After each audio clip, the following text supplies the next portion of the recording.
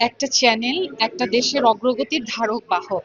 এবং আমাদের দেশে যখন একসাথে অনেকগুলো চ্যানেল হতে শুরু হয়েছে, প্রথমে যে ভালো লাগাটা কাজ করেছে সেটা হচ্ছে যে আমাদের দেশের খবর, অথেন্টিক নিউজগুলো আমাদের জনসাধারণ পাবে।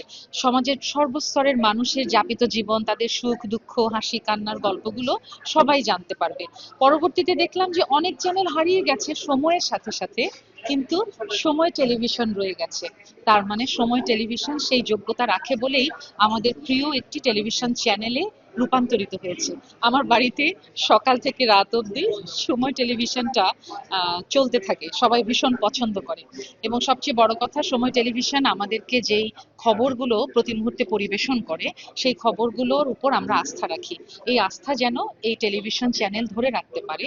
আমাদের দেশের শিল্প সংস্কৃতি, সর্বোপরি আমাদের দেশের যেই খাঁটি কথা, আমাদের জনসাধারণের যেই মৌলিক চাওয়া পাওয়া, আমাদের যাপিত জীবন বা আমাদের জীবন ধারণের জন্য যেই মৌলিক চাওয়াটা আছে, সেটা যেন সময় টেলিভিশন তুলে ধরতে পারে, যাতে করে আমার দেশের মানুষ ভালো থাকে।